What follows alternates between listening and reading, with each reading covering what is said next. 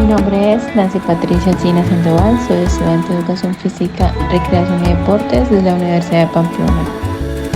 En esta ocasión vamos a realizar un juego de concentración con fichas de banderas de diferentes países.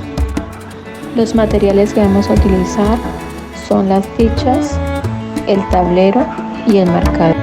Participantes: Nayara, Miller y Yorliana.